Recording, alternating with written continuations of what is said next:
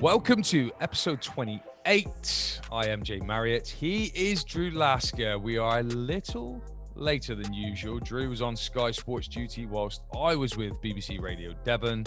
So we are recording this Monday instead of our usual Sunday evening slot. How was it being back in the Sky Sports commentary team after such a long time out with playing duties?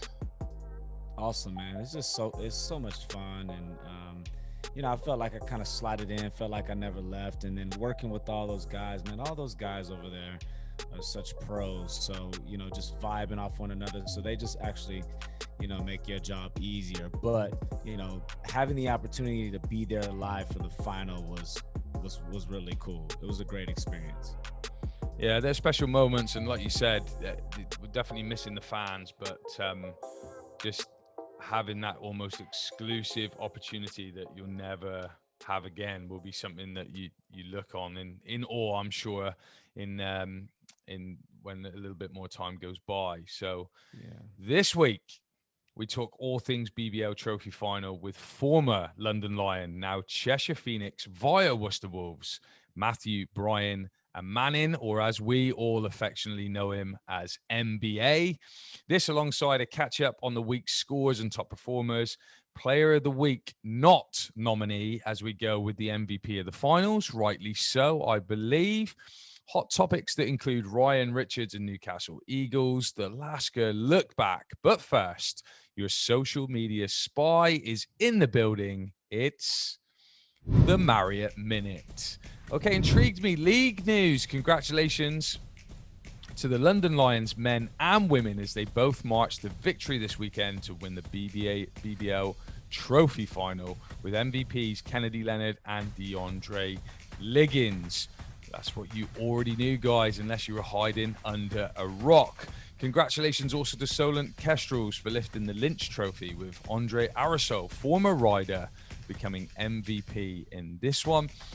Lloyd Gardner confirmed as the head coach of the Manchester Giants this week. The speculation was true. Dougie Douglas, our inside man, called it here first. Ryan Richards leaves Surrey Scorchers to pursue a contract in Tunisia. Tough timing for the Scorchers, but wishing Ryan well. Joe Pinchin, former Leicester Riders marketing and comms, now of the Chicago Bulls, gave us some nostalgia with a few snaps of the legendary Eagle, now Raptor, fabulous Flournoy, working with his players. Great to see him looking so well. Engage Me, I go back to Solent Kestrels as they made an incredible gesture to their players with videos of family and friends played on the big screens before the game. I'm not crying, you are. Our guest today, MBA, with big praise for friend of the show, Deez Reels, stating he has had a bigger impact in 6 months than anyone in the current time. Clearly hasn't been listening to the show, big fella, but high praise that is warranted, I feel. Great job, Deez. Some sad news. Surrey Scorchers, Tom Bonnet is leaving us here at the BBL and headed for Premiership football. Loved getting to know Tom. He gave us the beef of the season, a great Scorchers show, and some epic trousers. Best of luck, Tom. We'll get him on here in one form or another to say goodbye properly, but we wish him all the luck in the world from all of us here at the show. Okay, Amuse Me, the Duke of Hoops from High Tea Hoops, had me rolling about laughing by looking for the meaning of a very British saying, squeaky bum time. We'll float this later in the show, so look out for this one. We did our first Facebook Live on Thursday with the Sunday Night Breakdown duo of Dan Routledge and Dave Forrester. Dave happened to mention the Simpsons Barbershop Quartet when talking about us as a potential boy band. Our man Peter Simmons from 5 or 6 heard this and created a rather amusing graphic. If you are listening to this as a pod, check out the socials. I died laughing, although pretty angry that he used my real body. Let's finish with the man of the hour. Coach Vince McCauley surpassed his previous final swag with a jacket for the ages. With a win now, it must be his lucky jacket. How did you rank it from finals gone by. I loved it. I'm going for a 10 out of 10. And finally, today, Coach Vince put out a tweet of stairs with a quote I think we can all get behind. If you put one foot in front of the other, you will get there. Simple but powerful way to end this week's Marriott Minute. And what a powerful minute, Jay. And I give Vince a 10 out of 10, that mini daishiki. And when you win a trophy and you do it in that fashion, you can wear whatever the hell you want. But moving on to scores and ballers of the week, we begin on Wednesday at Morningside Arena where the Surrey Scorchers visit. After being knocked out in the trophy, Surrey down by 3 with seconds to go. Draws up a play for son Kalen, but Gino Crandell stifles Tony Hicks to hold on 90-87. William Lee still in the show with 2 monstrous dunks along with 15 points, 16 rebounds, and 4 blocks. Friday, Wolves rocks in Worcester. Business as usual for the Wolves, 93-74 as they get a little payback from the loss in Glasgow last week. Brandon Anderson shines with 26 points, 7 rebounds, and 5 assists. Saturday, we have a double, but we start in Surrey where the Scorchers were able to bounce back this time on the other side of a close one, holding on 88-84 after Tony Hicks hits a late bomb to take the lead in the final seconds. James finishes with 17 points and 8 rebounds. We fly down to Bristol where Glasgow would not go away. Coach Gareth Murray takes the game into overtime with 2 huge late baskets, but Bristol would pull away in overtime, 90-84. Justin Baker would finish with 23 points and 7 rebounds. Sunday, we get to the main event. Raiders versus the London Lions in Worcester in a game of runs that would see Ashley Hamilton return after a long layoff. But he wasn't enough as the Lions sealed the deal from the line, winning 88-82. MVP DeAndre Liggins finishes with 19 points, 7 rebounds, 8 assists, and 5 steals. What a fantastic advert for British basketball and a great way to close out this week's league's action. Awesome stuff. And as we said, player of the week, no contest. Repeating what was just said, DeAndre Liggins, 19 points, 8 rebounds, 7 assists, 5 steals to take the BBL Trophy Final MVP for the London Lions. And more importantly, takes the BBL Show Player of the Week. Now let's change pace to those velvety tones of the Lasker Lookback. In this episode of the Lasker Lookback, we take you through the journey of Matthew Bryan-Amaning, also known as MBA. He doesn't have an MBA, but he does have a bachelor's degree as he honed his skills at the University of Washington Huskies.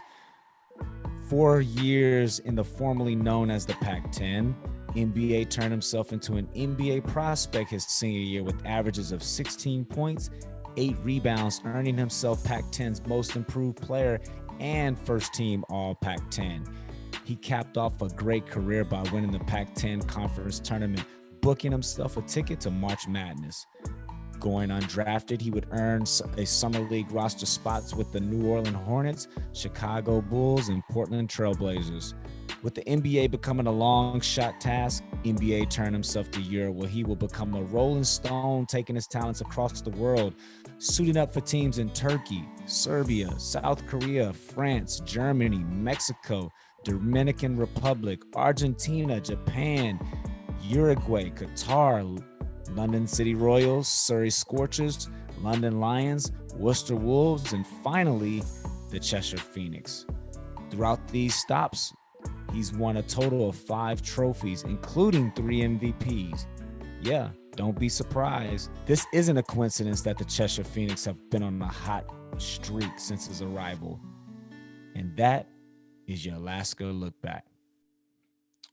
Awesome. A great lead in from Mr. Velvet himself. Thank you, Mr. Lasker. Let's welcome former GB international, a real basketball vagabond, seeing him travel and rock rims all around the world, currently leading the Cheshire Phoenix charge up the table. It's Matthew Bryan-Amaning. MBA is in the building. How are you, sir? I'm good, man. Just relaxing. I'm good. I'm good. How are you guys? All good, baby. NBA in the house. Welcome to the show, my boy. Man, thanks for having me. Well, always welcome. We've been waiting for this one for a while. Let's start with a little fun to this chat. The Duke of Hoops, High Tea Hoops, is looking for the meaning of a British saying. So I have waited. I explained it in the Marriott Minute, but I've waited for MBA to come in the room to explain to us, what does squeaky bum time mean? What? I don't even know if I've heard of that. You've Squeaky never bum heard of time. squeaky No. bum time? Drew, have you heard of squeaky bum No. time I was before? I was intrigued. I was waiting patiently because I was like, "What the hell does that mean?" I That's cannot definitely out of believe you my haven't lane. heard about. So basically, for the Duke of Hoops, so that he understands it, it just means that things are getting a little bit tight. Okay, so like it's coming down. Say that it's coming down to the last shot of the game or something like that. Then everyone's getting the little squeaky bum. So they're just explaining that little tightening up in the butt area. Okay, so squeaky bum time. So moving on. And so many other phrases we can use for that. So yeah, we'll leave it Yeah. right Absolutely. there. Yeah. We won't get into that. It's a family show. Um, okay, let's address the weekly picks. Well done, both of you, on the finals picks. I Yep. salute you. Eagles let us down a little bit, but we won't cry over spilt milk. We are going to focus on this BBL Trophy Final. But first, let's have a quick chat about the MBA effect happening That's in right. Cheshire right now. So, fighting to just make a playoff spot, they make a big statement, bringing you in and your experience, and now third. Wow. Tell us about your time with the club so far. It's been real good. The guys are really hardworking. Team's got a lot of talent, and I think that's what people didn't realize. Their record didn't reflect the talent that they had on the team. I think they just needed somebody that could kind of help mesh things together. Um, I haven't come in on, I guess, my younger days, thinking, yeah, I'm going to come in and average, I don't know, 18 points, 20 points, and be the driving force for what they had. Obviously, being a 10-year pro now, it's more kind of picking and choosing. I think Coach Ben Thomas said it best. Like with myself here, they used to go on a lot of scoring droughts, and they're like, now we have somebody who knows going to get a good shot or create a shot for others through double teams or whatnot, and just kind of settle them. We call it, it's a running joke we got called timely buckets. And I just talk about it with my age. Like, I don't need to go out there trying to score every single time I touch the ball, but timely buckets when we need it. If we're struggling in the fourth or we're going through a dry patch, you could throw it down in there, and I'm more than likely going to get a bucket or a foul. And just kind of that. As I said, like, I really think our PG Karan Ross should be in the MVP talks now that we're flying up the table. Obviously, he's a top two, I think, in the league in scoring. Obviously, I think he's leading the league in minutes played, which is a testament to his talent. But then, obviously, guys like Mike McCall Jr., who was at Manchester a couple of years ago, and I think he had a 50-piece that season, so people kind of know what he can do. And then Jalen Hayes, I think he's the most underrated player in the league, for sure. Kind of quietly goes about his business. Pretty much a walking double double, but is very much under the radar. And obviously myself and Big Jimbo underneath. And then I can't really forget. I know we're short in rotation, but guys like Kyle Carey and Farrell Gordon, like, they just go about their business, come in, play defense, lock guys up. Not worried about their shot attempts or anything like that. There'll be games where guys don't even shoot, but like, I remember Farrell before his injury, had a game where he had 12 rebounds and no shot attempts. Like, stuff like that Yeah. is kind of stats that stick out to you, and the team's about winning and they're not about themselves. Yeah, and if I can be honest, from the outside looking in, just and it's tough. Like when you've been pretty much a big time scorer your whole career, you've been a star.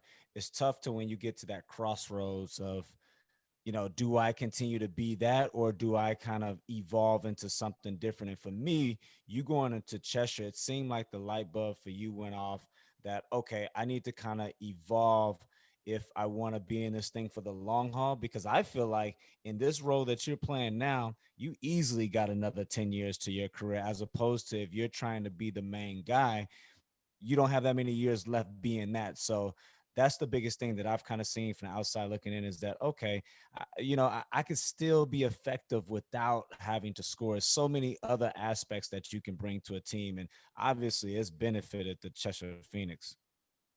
Yeah, I just think it's, as you said, like age gets into it. You know the game better, you can read the game better.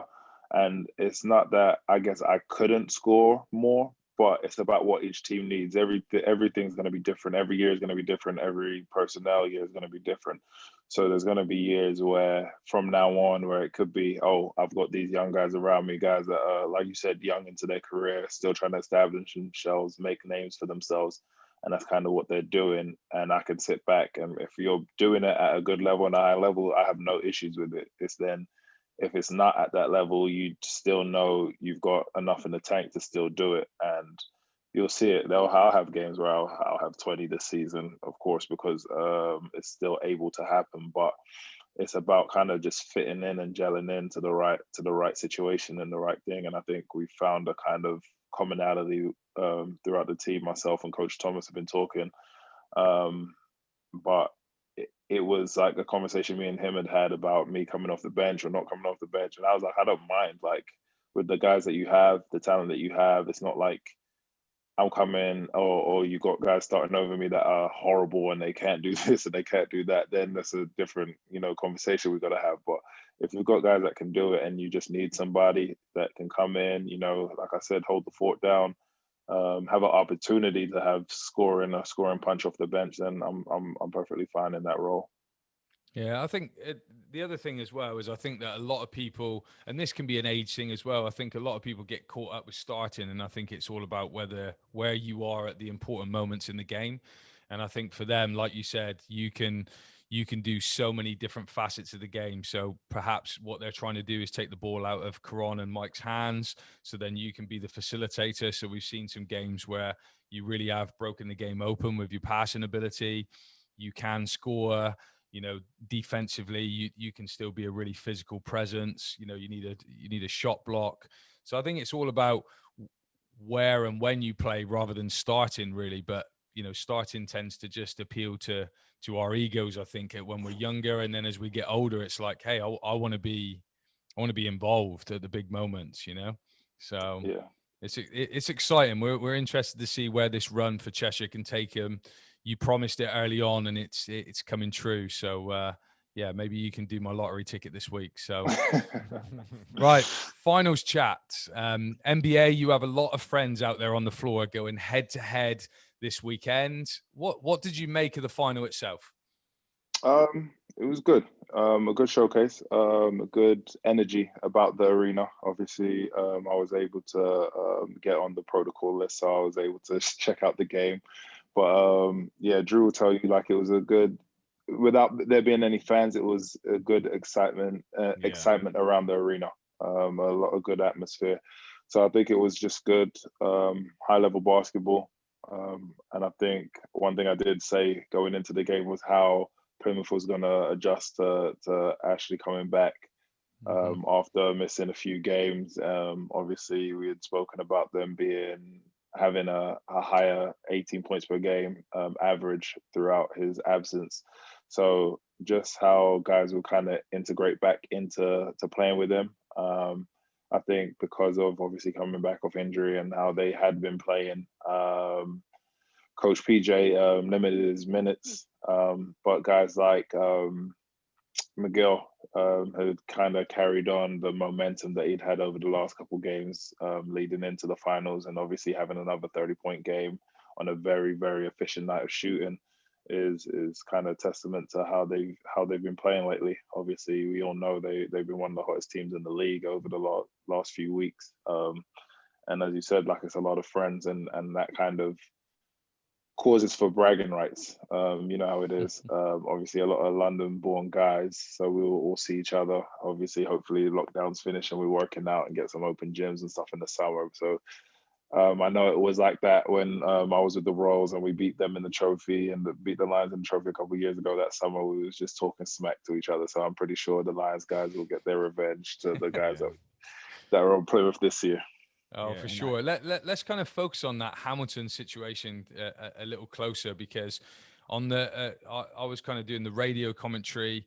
I spoke about it being a really key factor is how they can integrate him back in there without disturbing the rhythm. And me and Drew talked for quite a while after the game as well about the use of Hamilton. How did you feel Plymouth dealt with that? You know, because in my mind, I don't. I think they hid in the shadows a little bit. There was a real grey area of how they used him, and in my opinion, I think you either give him the stage. You know, he's been an MVP on that level at that stage. You know, he turns up in the finals. It's a London team, or maybe you make that decision just not to use him at all. I don't know what you thought about that. Um, I think it's one of those ones because you don't know exactly what you're going to get. Obviously, the stage is a stage, and if obviously big players turn up on the big stage. However, coming off injury, it's a kind of a tough one. You kind of got to see where it is because guys have got their rhythm. As I said, they've got their rhythm without him. Not saying they were playing better, but obviously offensively they had as a whole been playing better. So it's kind of tough to integrate that back in. But obviously, as you said, he's been your leading scorer for the season. So it's a bit tough as a coach because you don't want to upset obviously your leading scorer, but you also got to do whatever you got to do to win. I think he was struggling finding his rhythm. Obviously, I think he was 0 for 4. I think for the game. But you could see even like his first shot attempt was kind of a force at the end of a shot clock. And obviously that's just with being out a few weeks. And I think with the step up that McGill had been playing with, you kind of let things rock. Obviously, as your PG, he's going to have the ball in his hands anyway. So he kind of picks and chooses when he goes up. And I think he's done a great job of that over the last 3 or 4 games of being aggressive, but not coming across selfish. He does what he does and gets his other guys involved, but obviously he's also been playing at such a high level that when he is taking shots, it's high percentage shots. And obviously, as we said, he shot a great percentage on yesterday, Sunday. But even over the last week or so, he's been doing that. So yeah, PJ was definitely put in a tough position, but I think he handled it very well. Obviously, Ashley did finish with 8 points. Obviously, all getting to the foul line, but that's kind of what he does when he's in his rhythm. Obviously, when he's making shots, he'll have a better scoring output. But the fact that he is able to shoot 8 foul shots, it's not something that happens for every player every game. yeah. I mean, this sounds silly, but I actually said that PJ probably should have made the call to not play him. And it sounds silly because you're talking about a guy who is in the MVP conversation. He averages 18 points a game. But I just if he had one game that he could have played coming to the final, then that's totally different. But just in my experience, you don't have time to wait on guys to get in the rhythm when it comes to a final because it's a one-off game. And he had been off for a month. And anybody that's been off, you take a week off, you're gonna struggle with rhythm. You're gonna struggle with legs, which you could tell. Like his first shot, he didn't have any legs on his shot. So, and the way Plymouth had been playing as of late, you know, I would have rolled the dice and just went with what's What's been been working? hot. What's been hot, and but again, it sounds silly saying that, but it's just because of the circumstances. If Ash had one game that he could have played before the finals, then I say, to answer your question, Jay, you start him, you play Yeah. him as normal, you don't put him Mm. in and out. But if you're Yeah. not, then I wouldn't have played him at all. I don't think it. I don't think that's a silly thing to say because I think when you look at the game, I think MBA just said it is that the couple times that Ashley came in, he wasn't used to those minutes. He's not used to coming off the bench. He was a little bit out of rhythm, a little bit out of sorts. And I guess to add on to this and ask you, MBA, like Mike Morcell, so we know he's an aggressive scorer. He struggled, especially when the Raiders really needed somebody else to come alongside McGill to go on that little run. what do you think? I'll open this to both of you guys, really. What do you think about, he made the choice to miss the finals last year, which there was no right or wrong in that situation, because of the early days of the pandemic, but he didn't play. Did you think perhaps that he was searching for form instead of letting the game come to him? And then also, did the integration of Hamilton interrupt his progression on this Raiders run? What do you think? I want to hear what Drew has to say because Drew's been a teammate of him, so Yeah. it's a bit of a Yeah. different perspective. Yeah, I'll take that because I actually spoke to him today. He actually reached out to me today, and my advice to him was he's gonna be a much better player moving forward because, and I said this on the comms, the only way that you get better playing in finals is by playing in finals. Like you can totally tell he wasn't experienced. Had he played in the trophy final last year, I guarantee you would have saw a different player on Sunday. And you talk about, I don't think Ashley Hamilton had anything to do with Mike Morcell. I think Ashley Hamilton affected Porter Bunton because obviously he couldn't handle it, and it actually affected McGill at the beginning until McGill was good enough to say, okay, I just got to do me. But Porter Bunton could never turn it on. But DeAndre Liggins affected Mike Morcell because that's who was guarding him. And he wasn't giving him any space. He had one shot attempt in the first half and he just flushed him, Mike. And then in the second half, PJ made the bold decision to bring him off the bench. And he's young. This is his second year. That pretty much messed him up mentally. So when he got back in the game, he was trying to force it, and he just could never find himself. But that's the part of playing in big moments like that. Like it's different. Yeah, I totally agree. Um, as you said, like with experience comes the best thing. For these guys that haven't played in finals, like it may come across as another regular season game, but the game just looks different. It's a different kind of intensity. It's crazy. Like when you see it, even though that there wasn't any fans in there yesterday, like it just felt like it's a different buzz. Oh It's a yeah. little different kind of atmosphere in there. So it's a bit of a crazy one, but I think, as you said, with more experience in finals would be the best way for it. I think he didn't have a great shooting game overall, but Will Neighbor was a key piece for them that I think they could have potentially gone to with the pick and pop a lot more in the Mm. second half because I think he had some timely threes in the first half. I think he was 3 for 5 for the game, but Will's one of those guys. Like if he shoots about 8 threes, 4 or 5 of them are dropping. So Mm. if he could try and find a shot to go with obviously McGill's 30 point ball game, that would have helped. But yeah, it's an interesting one. As you said, DeAndre affects the game in so many ways, offensively and defensively. And as you said, like when I don't know, I'm not gonna say he stopped him, but when McGill obviously had been going off and he had 20 plus, they kind of switched DeAndre onto him Yep. in Yep. the second half just to irritate him, just to just be annoying. And the fact that he's 6'6", 6'7" guard, and he's obviously guarding a guy like Morzell who's around his height and do things to lock him up, but coach has enough confidence to put him on the small point guard that's strong and quick, and for him to make an effect on him as well, just kind of shows his versatility. For sure. Before we kind of focus on the winners, was there anything that you guys felt that Raiders could have done differently to change the outcome? There's a couple of things that I see. I think with 5 minutes left, there was a really key moment where they had two free throws and the ball. And I think it was Porter Bunton. He missed both, and then they That's had a both, bad yeah. offense. And I think that really changed the game because that could have tied it up.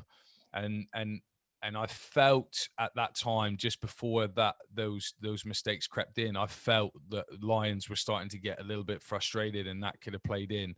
But is there anything else that you think that those guys could have done to change the outcome?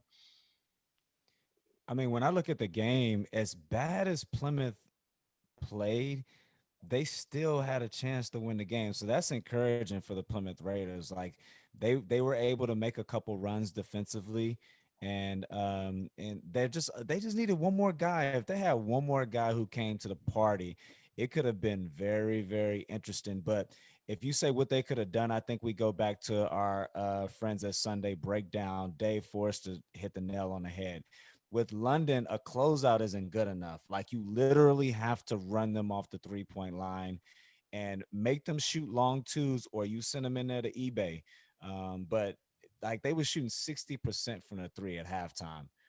So a closeout isn't good enough. So you have to run those boys off the 3-point line, make them shoot contested pull up jumpers, or send them to eBay. That's probably what they could have done differently. But uh, even saying that, defensively, if they had one more guy, Mike Marcel, or Porter Bunton, or just anybody, it would have been a lot. It would have been interesting. Yeah, I kind of agree with you. He won't get it, but I definitely think eBay defensive presence. He's probably one of the best defenders in the league just because of how he changes so many Oh shots. He man. might not block everything, but his shot changing ability is You saw ridiculous. that floater that Justin Robinson shot about 50 feet in the air, like hit the top of it. Like, that was because of eBay.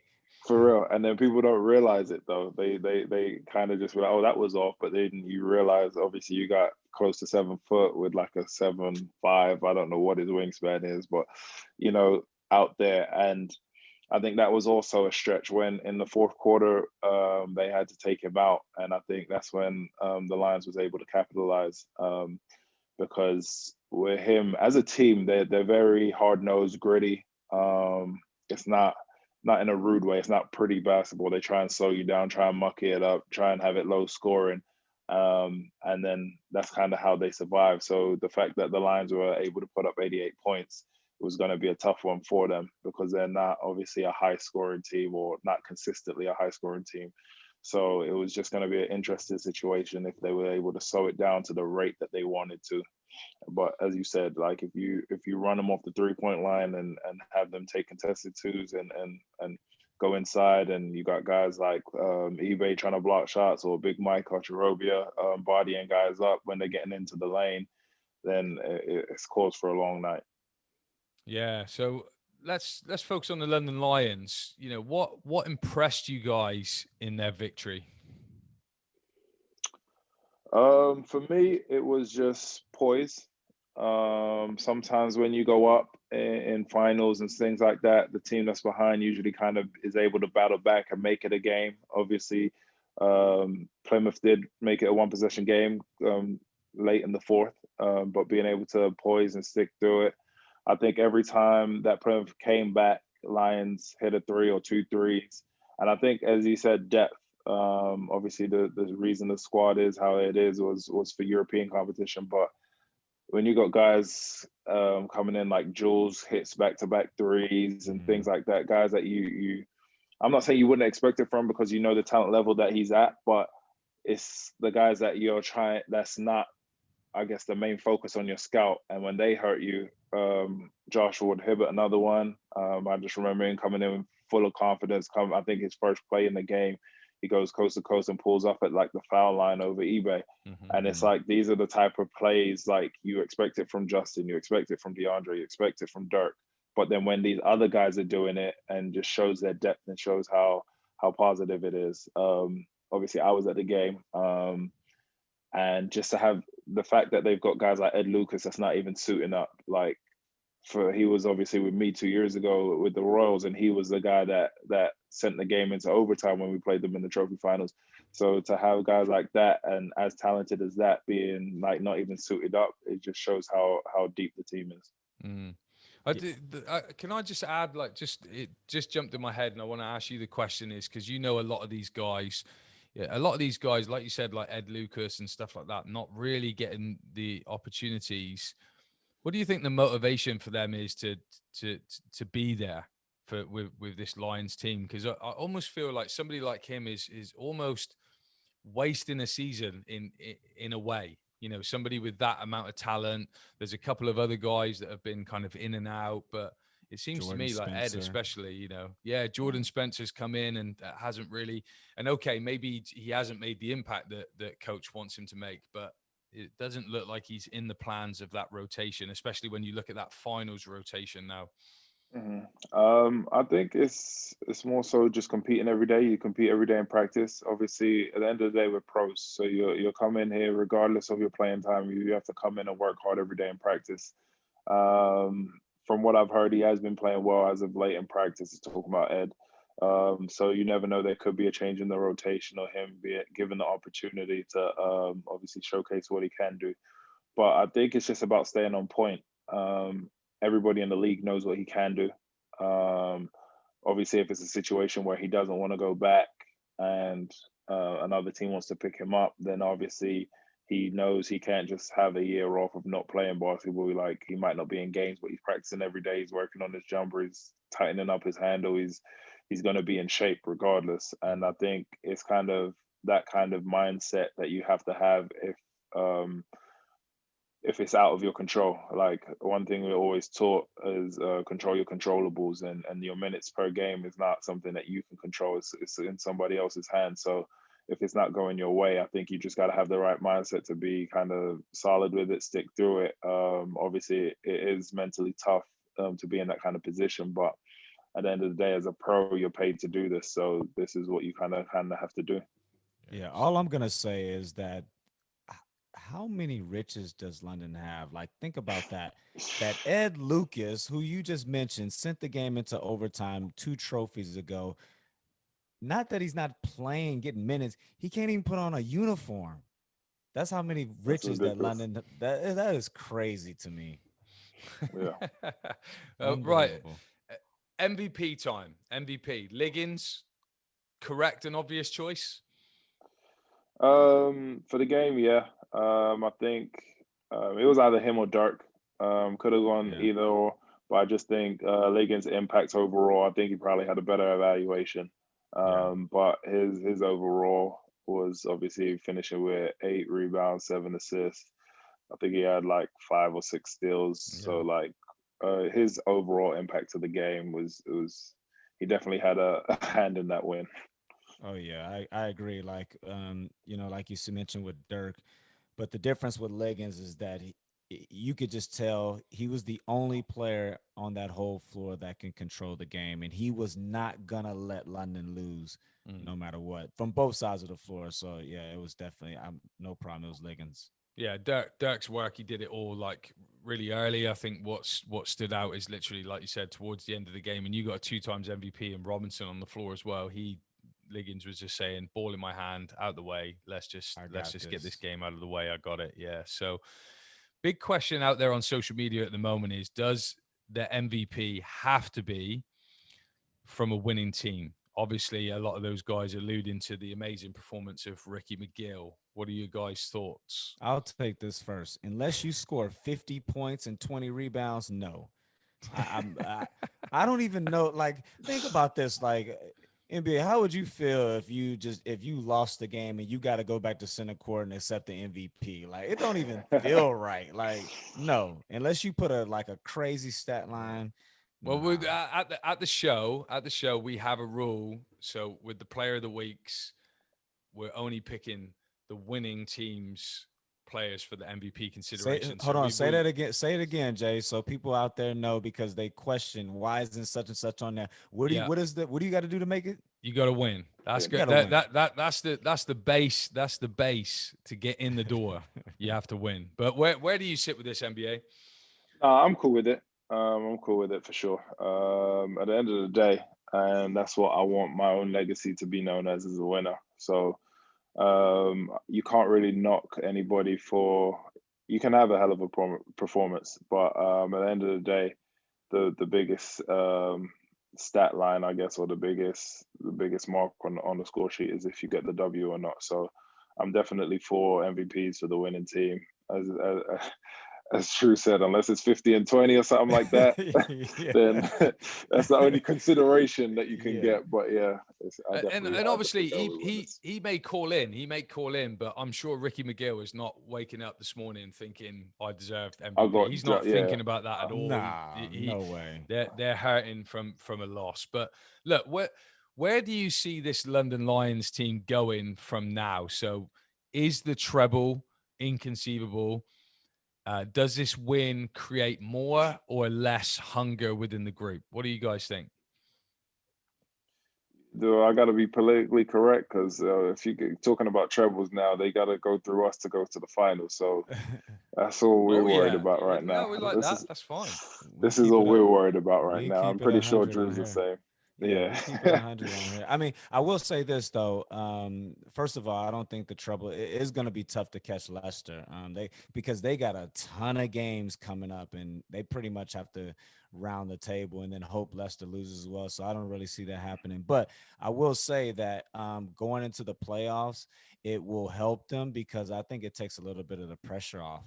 Um, for them, if they were going into if they lost that game yesterday, because let's face it, they had to win a trophy. Like they had to win some silverware. And they didn't win the league and they went into playoffs knowing they had to win it. Like I could see them not winning the playoffs, but now that they got this trophy and I could see them winning it all. It's gonna be tough because to be honest, like all 8 teams that make it to the playoffs, I think has a legitimate shot at winning it. Like this is the deepest that I've seen this league this time of year. Like everybody's getting better, and like the 8 seed is gonna have an opportunity. So it's gonna be tough. Yeah, definitely. I agree with you with that. As you said, even the last few years that I've been in the league, like this is the deepest I've seen it. Um, as you said, like a month can change everything. Oh We're man. riding high and flying up the league right now, but I think we might have one, if not the one of the toughest last months of the season. Knowing that we got Leicester twice, we got Newcastle, we got Lions, we got Plymouth twice. Like we got a crazy stretch to end the season. So I think for us personally, this next month is going to make or break in terms of our confidence and how everything is flowing into the playoffs. But as we said, there's a lot of talent up and down the league. You can never sleep on Newcastle. Obviously, Leicester's always going to be consistent. Obviously, Lions and what they're doing right now, but obviously Plymouth, and that's just 4 or 5 teams right there. We're not even getting into guys like Sheffield who surprise teams and have different teams number, and then obviously Mhm. Worcester are on form right now as well. So that's 6 or 7 teams right there that on any given night can beat anybody. So it's going to be a very, very, It's gonna very be much a tough. surprise. Yeah. Yeah, I think as the casual fan, I think it's never more exciting coming into these playoffs. And I think going back to the Lions slightly, I think that the one thing that maybe Coach Vince is thinking is he gets a little bit of a hall pass in his mind with the cup final loss, because he can put that down to COVID. So if they can go Yeah. and win the other three, he will maybe feel like he held up on his end of the On his bargain. end. But Mm-hmm. I agree with you, Drew. I think the league is going to be really tough to wrestle away from the Riders, and then going into the playoffs, I really would not want to call that. I really would not, and I think for the first time we could see some quite big upsets if we're not careful going into that playoff run. Oh, that's the thing about having a deep league this year. I don't know if you can necessarily call it an upset. I think if something happens where a lower seed team beats a higher seed, I don't think it will be completely out the blue or nobody would have predicted that. I think obviously the 4-5 matchup, regardless of who it is going to be ridiculous this year. And that 3-6 matchup as well, I think as well would be very tough. But I don't see any clear cut straight up. Oh, this guy plays this team should win, and nobody will think anything otherwise. I think, as we said, as deep as the league is this year, that it might be on paper an upset, but when you look at it and matchups and how teams stack together, like you could see it going Oh, either it's, way. it's it's chess pieces. That's what I find really really interesting. Like you said, there are teams that have other teams' numbers that it's just makes those matchups really really interesting. Here's just a quick question for you guys that just popped into my head there, and I want to ask it: is this season? Do you think that teams overall have recruited better, or has this rule of 4 Americans or 4 foreign players, if you want to put it that way, has that raised the level of those teams? Has that allowed, say, a Cheshire, for example, to equalize a little bit more? Whilst the rotation may be slightly thinner. What do you think? Yeah, that's a good question. I think it's a couple of things. I think the addition of an American has made the league stronger. I think with having guys like NBA, Lawrence, Teddy, all of those, those great Brits staying home has played a factor. And then one other caveat is that from the American perspective, teams have probably been able to get guys a little bit cheaper just because of coming out of this pandemic. Everybody's been sitting at home for a year. A lot of guys didn't finish. Well, no season's finished. So guys been at home since February, March. So guys were itching to come. So probably took a little bit less. So which ultimately you're able to get some better talent here. So I think with a combination of those three things have just made the league overall stronger. Yeah, definitely agree with that. With COVID happening, as you said, I think people took a little bit less than they would usually do. Just to be excited to have a job. I know so many guys in the States that are just at home just because of the COVID situation and would love to be playing overseas right now.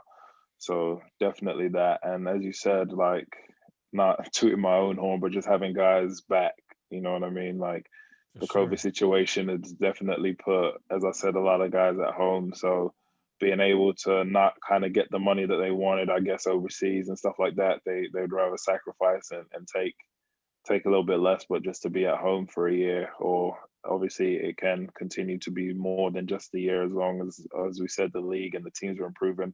More guys would want to stay at home and be at home. So like I said, obviously I've been around the league the last couple of years, but guys like Teddy, obviously Ben's come back again after being with Cheshire last year. But yeah, Andrew Lawrence, all these guys, myself, Ashley, Justin's at home, like all these guys that are national team level. Obviously, I won't say everybody's on the national team, but at least at a national team level is always gonna kind of boost up the league, and I think that's the best part. As soon as the best Brits can come home and play, I think it automatically makes the league stronger, and then you Facts. have to kind of recruit at a level of an American because the domestic has gotten better. Obviously, most Americans are going to be your better players or whatever it may be in the league, but if you've got guys that are used to being imports when they go overseas, then you know the kind of talent level that they're going to be as domestics, and then it kind of, as you say, improves. And a lot of guys, if you think about it on the low, that have passports that we didn't realize, guys like Prince Abaya that's coming in and being a Brit, you know what I mean, guys like this that can come over here and help improve the league. So it's like having an American but without taking up a spot. Mm. Yeah, interesting. And just before we let you go, you can confirm that you're not going to be heading off to Tunisia. Then you're going to make sure that you're sticking around. And Yeah, I know. I kind of get that rap, but I'm not gonna lie. Every contract I've been in, I've fulfilled. Like when I've left, it's because my contract's over, not that's all because right. Right, yeah. Ryan's taken one for the team and made sure that you're in a safer place this year. But we're very happy to see you stay in the league. That's for sure. Look, thanks for coming on and sharing your thoughts on the final with us. Cheshire Phoenix and yourself are the hot ticket in town right now. So long may that continue. We will definitely have to catch up with you before the season ends. But until then, thanks for coming on and sharing some wise words. Yeah, thank you guys for having me. Keep up the good work. We've been tuning in for sure. I know guys are listening in and watching you guys, so keep it up. We definitely like what's going on. Appreciate you, my Oh man. yeah, one more thing, Cheshire Phoenix. Thanks, man. Have a good one. That was some really great insight there from a star and veteran of our league. We appreciate his time greatly. On to hot topics. Okay, I want to talk Ryan Richards. Question for you, Drew. Is his move doing the dirty? Which is guarded by in Boban Surrey Jatom, who's come on short for term? Glasgow. It Spin depends move on which underneath, side. slams it in. Ryan time. I mean, first off, are any of our listeners surprised? Look at his career. I mean, he's played for nearly 30 teams in such a short span. What is he, like a 7, 8 year vet? I mean, that's incredible. So on surface, I'm not really surprised by knowing, but knowing Creon the way that I know him, it's hard for me to believe that he would have brought him in on a contract knowing that he had you know, a get out. I'm pretty sure because we have to remember that Ryan Richards was there before and he left early. Mm. So, what's that saying? They say first time shame on you, second time shame on me. So, this go around, you have to feel bad for Creon, but the silver lining is I think this is actually going to be a blessing in disguise for the Surrey Scorchers, as they proved on Saturday night. They can now properly get off to the races. I mean, they have a team I didn't know that Lacey James could get out in transition like that. And he had 3 transition dunks. So I can see this team flourishing now with our riches because they can really get up and down. But is it a dirty move? I mean, at the end of the day, I always look at it like this. As a player, you have to do what's best for you. This is a short career. So if it's about the money, you got to chase it. You got to do what's best for you because at the end of the day, a team is going to do what's best for them. If you're not fit, if they don't like you, they're going to get rid of you. So it's dirty on both sides. And I've seen it from both ends. So, it is what it is. Yeah, I think, like you said, I think there'll be so many people that will be split, and they'll just be like, some people will say, "Who does he need to be loyal to?" Other people will kind of expect that loyalty. I'm from the old school, but I also understand the business of basketball, so it can work both ways. I kind of saw something by accident, and maybe I'm totally reading into it the wrong way, but like his future wife has been accepted into Plymouth University, so that's kind of interesting as well. I don't Mm. know, maybe I'm starting some smoke, and there really is no fire, but that would be interesting to see how that kind of plays out. But yeah, like you said, it's kind of in character. He seems like a super nice guy, but um, maybe just as his career is starting to wind down a little bit, and maybe there's a lot of money on the table in Tunisia. So, he has to do what he's got to do. I think with the Surrey side of things, I think it's just another sign that in terms of the long term culture and structure of the club isn't set. And they probably need to start thinking again. I mean, what I really love is giving those younger players with real potential. They had Josh Steele. They've done it with Cam, Evan Walsh. Those two coming off the bench, I've really enjoyed watching them. So I think they've got something there that they need to go and explore, and then get the right guys in culturally that will help them and bring them through, rather than, it's been quite a tumultuous season for them. But hey, great win, and and showed why they don't they didn't need him. So let's see how the rest of the season pans out. But I'm sure you will echo this: is that we wish him the best in whatever move he makes. Absolutely. Everyone's their individual. Everyone makes your own choices, and I'm sure he's got his reasons. So I won't be saying he's doing dirty, but you know, it was a slight surprise to me because he was really picking up form there. But anyway, let's move on and let's get to wrapping up here. Well, before we do, Jay, and yeah, I mean, just finishing off on your Ryan Richards point. At the end of the day, you just got to do what you got to do. So, Mm. but before we get out of here, I want to address the elephant in the room because obviously my Newcastle Eagles have struggled mightily over the past month and a half or whatever it's been. And one thing on this show, what we have to do is we have to be fair. Every team that has struggled this season, we've called them out on this show. We've called out the London Lions when they were going through their growing pains. We called out the Surrey Scorchers. We called out Plymouth. So only right being on this show, it's only right being a host on this show that, we got to address it. So I'm curious to get your point of view of what are the issues with the Newcastle Eagles?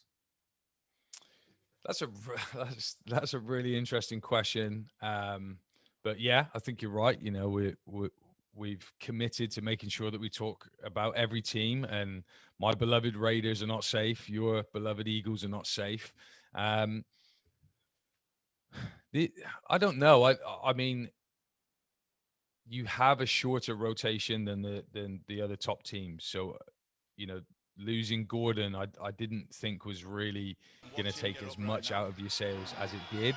But I think it just highlighted how how important he was right across the board to what they were trying to do. Because you know Fletch is going to do Fletch. Cortez he's had a few struggles here and there, but for the most part, has been pretty reliable. Definitely know what you're going to get from Mister 26, and then I think everybody in between has has struggled to cope with the loss of Gordon. I just don't think that there's been anyone. Sometimes you see with these situations and these injuries. You've seen it with the Raiders the last couple of weeks, and we're probably going to get. We will probably talk more over that the next couple of weeks as we see Hamilton get healthy. But Hamilton goes away, and during those 2 weeks, we saw Chris Porter Bunnan improve. We saw McGill really step up and show us what he had. Morcell stepped up. I just don't think we've seen that with this Eagles team. And you're the best placed guy. You're in the behind the scenes slot. I thought um, Lewis Sayers, was so integral to you guys in the final. Played a really good role. I thought maybe he was going to kick on now that he, winning something. What would that do for him? Um, Rex being a part of the team, having Addy in there for a little bit longer as well. I didn't think the Gordon injury, whilst I knew it was big, I didn't realize it was this big. Yeah, and that is one of the key components in the championship team is that you have to be equipped to not fall apart when one of your main pieces goes out, because over the course of the season you're going to lose someone over a stretch period. It's just inevitable. Every team has seen it. And if I revert back to our clean sweep season when in 14 15, or was it 15 16, one of those years, we lost Andre Jones Mhm.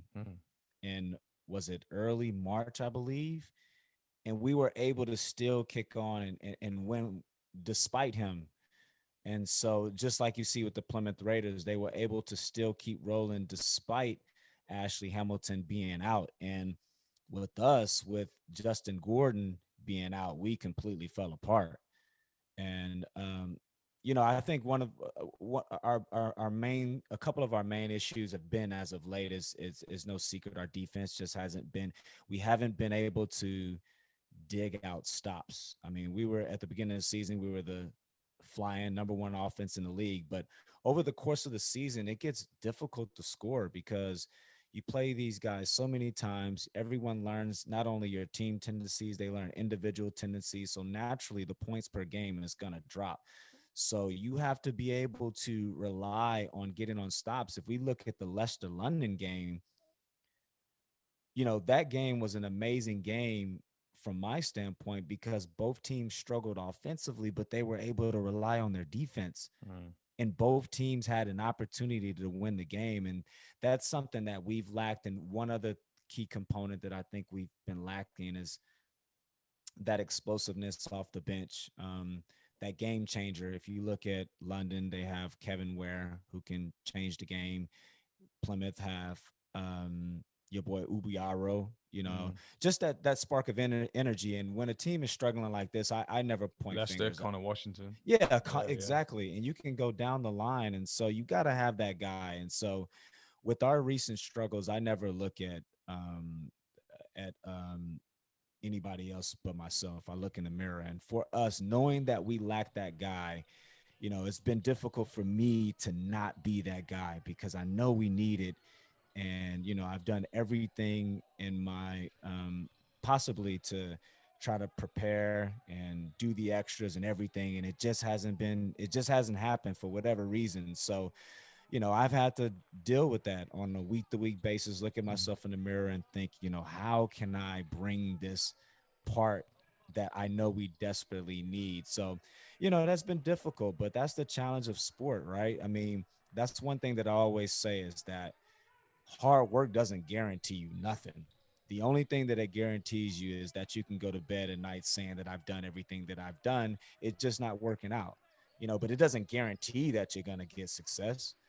So with that, that those are just some of the things that I see. And we're at a point of the season where, and I've said this about every team, it's not about the coach. I said it about London when they were struggling. I said it about Surrey when Creon had that splat there on the post game show.